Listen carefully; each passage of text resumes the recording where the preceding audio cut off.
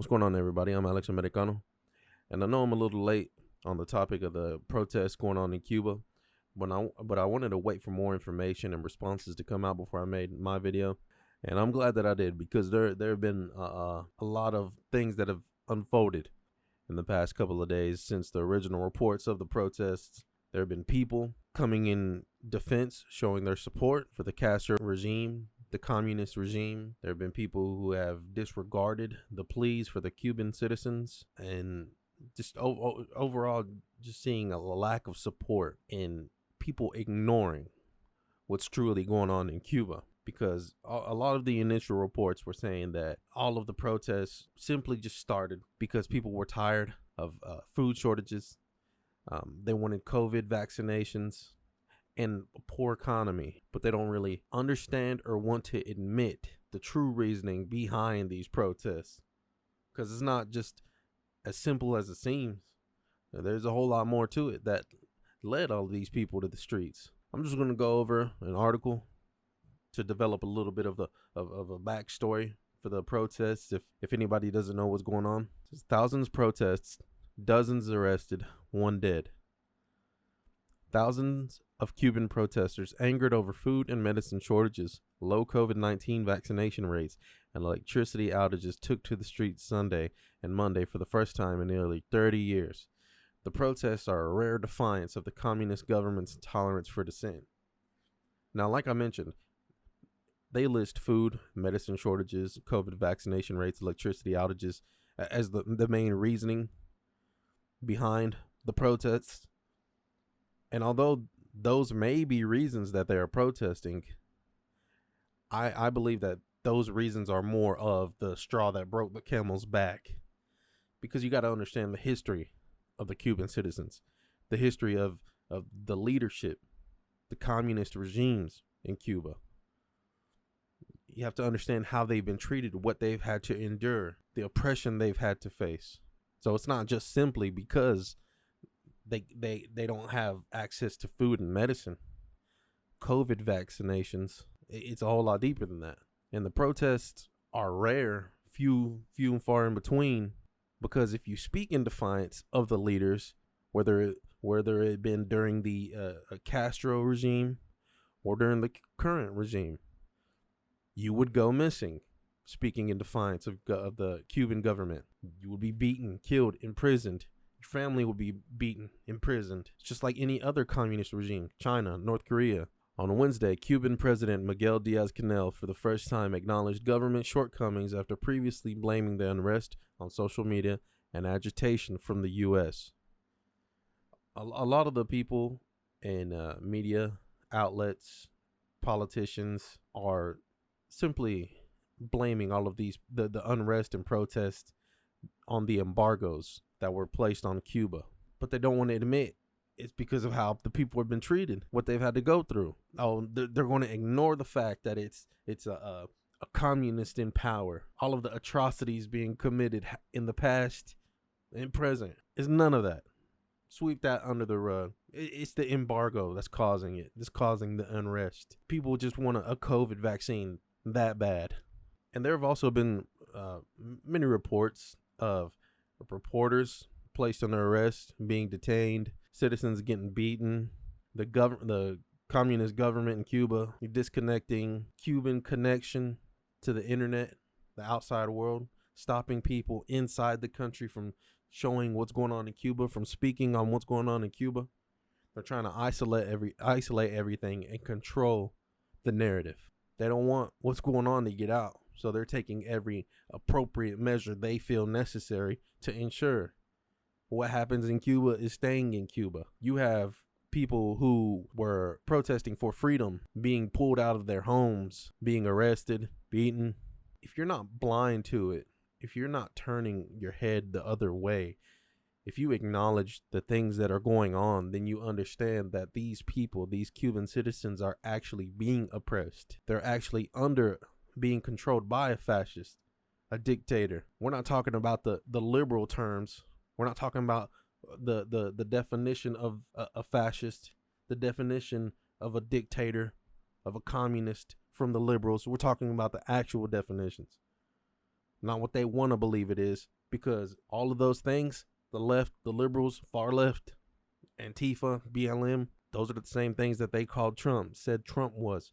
Those are the same things that they say Republicans are. They call Republicans that, conservatives that. Anybody that doesn't share the same sentiment or views that they do, then they call you that. What started the Cuba protests? Young protesters marched on Havana, the island's capital, chanting, "We want freedom and we want vaccines." Demonstrations have also taken place in Miami, which has a sizable Cuban and Cuban American population.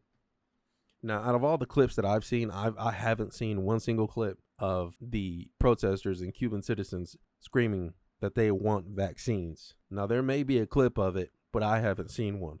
All the clips that I've seen are the people shouting that they want freedom. Because people who come from governments like they do, where they're being controlled from communists, fascists, dictators, murderers, killers, people who come from societies like that, countries like that, they understand the value of freedom. That's why many of those people in Cuba risk their lives to go to the U.S. to find freedom. They're willing to give their life for something that people in this very country, in the United States, take for granted. You have people here, Antifa, BLM, other protesters who burn the American flags. You have people like Gwen Berry turning their back on the American flag, saying the flag doesn't represent them. You have people from Hong Kong, Cuba, Venezuela, Guatemala that act more patriotic and American than people in this country do. We should do a swap. We'll swap those people for your people. People who don't have freedom understands the value and importance of it. That's why all of these places, like I mentioned, Hong Kong, Cuba, Venezuela, that either are or have at one point been under an oppressive ruler, use the American flag as a symbol of freedom. How is Cuba reacting? Police have arrested at least a dozen protesters and tear-gassed Cubans in response to the unrest. Cuban authorities blocked internet service during the weekend unrest to stem the flow of information outside the country. And with seeing reports like that, hearing things like that, it seems that it wouldn't be hard to come out and show support for the Cuban citizens. But no, we have people doing the opposite. Bernie Sanders, Alexandria Ocasio-Cortez, BLM. But before we talk about that, I'm going to roll a little clip of the Cuban protesters and of protesters here in Florida, in Miami, protesting for the Cuban citizens, and see what you think. COVID-19 cases soar and calling for the end of decades of dictatorship. For this to happen, they have to have reached a moment of desperation that is so bad that they're willing to risk their lives. And for that, we have to support them. In Miami on Sunday, the streets of Little Havana were filled with people, many of whom fled communist Cuba. And after seeing that clip, you can see that people were in the streets protesting. And a little translation, because the video didn't have it translated or transcripted. The people in the streets that were protesting in Cuba, they were screaming freedom, that they want freedom. I didn't hear anything about vaccines. I didn't hear them screaming for Diaz-Canel to give them a vaccine. They weren't screaming Moderna. They weren't screaming Johnson & Johnson. They were screaming freedom. They want freedom.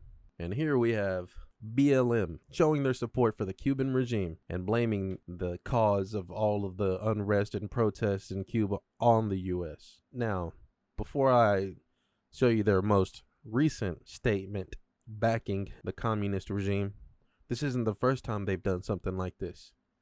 Back in 2016, when Fidel Castro passed away, they were praising him, thanking him. They didn't say anything in regard to the citizens. They didn't acknowledge the citizens or what they had to go through. They put this man on a pedestal. This criminal on a pedestal. Murderer on a pedestal. And here's what they said. BLM previously glorified Cuban dictator Fidel Castro in an online post following his death in November 2016. We are feeling many things as we awaken to a world without Fidel Castro. There is an overwhelming sense of loss, complicated by fear and anxiety. Although no leader is without their flaws, we must push back against the rhetoric of the right and come to his defense. What kind of defense does he deserve? You have a person who was in a position of power, who committed massacres, atrocities, firing squads, imprisoning people, beating people, starving people. I don't see how any decent human being could ever defend him. But it shows what the roots of BLM is, what they aim to do. what they have been doing.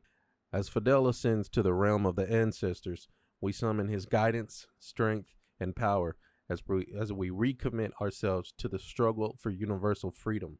If you have to go and use Fidel as an example, what kind of freedom is that? What kind of universal freedom are you talking about? That's not the kind of universal freedom that I want, that the Cubans want. That's why they're in the streets protesting. They still don't have that freedom. You have BLM whose leaders identified themselves as trained Marxists. I mean, this is just a pathetic post from 2016 and their most recent one. And right now what you're seeing is the most recent statement that BLM released defending the current leadership in Cuba and blaming the entire situation on the U.S. I'm not going to read the entire thing, but there's 3 pictures, and I'll leave it on each one for a bit so you can pause and read if you like. But I'm going to go through and point out pieces that I feel is worth mentioning. So with this beginning one, they're pretty much just blaming the U.S., blaming it all on the U.S., the embargo the U.S. placed as the reason of the downfall of Cuba. And it says, this cruel and inhumane policy, instituted with the explicit intention of destabilizing the country and undermining Cubans' right to choose their own government, is at the heart of Cuba's current crisis. The citizens of Cuba haven't been able to choose their own government in decades. What are they talking about? The person in power now was literally handed the country from the Castro regime. It says, Cuba has historically demonstrated solidarity with oppressed peoples of African descent, from protecting black revolutionaries like Assata Shakur through granting her asylum to supporting black liberation struggles. They want to say that Cuba has done something that BLM doesn't even do. And it has the word black in the title, Black Lives Matter. They don't even stand in solidarity with their own people. Of course, whenever someone is killed by a police, most of the times being justified, they'll try to say that it was unjust, wasn't justified. But a majority of the time, whenever Black Lives Matter receives donations, receives funds from the big tech corporations, from the wealthy Democrats, they're not reinvesting it back into the community, the black communities. They're pocketing it and taking off. That's why you have a majority of their founders having multi-million-dollar homes, having several homes, living lavishly, having meetings at extravagant locations. And when they have given money that they've received, the families of the person who was killed, it wasn't all of it. It wasn't a suitable amount. Rarely have I seen any reports, articles, videos, anything of BLM giving back to its community. So they don't even stand in solidarity. They don't even stand in support the black people that they say matter. And then you have this joker, AOC, just echoing the same sentiments, that the protests were because of the U.S. embargo.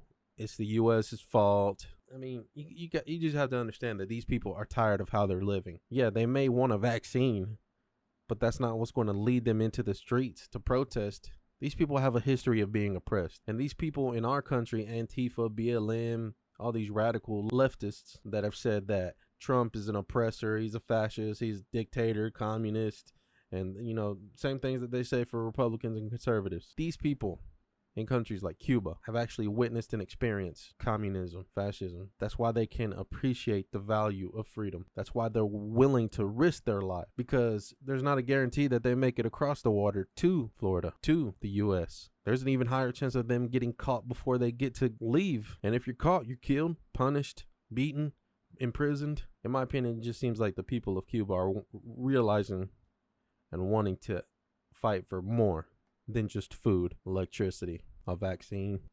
There have been people in Biden's administration saying that they won't be allowed in here if they try to come. But yet, at the southern border, they're simply allowing people to walk in.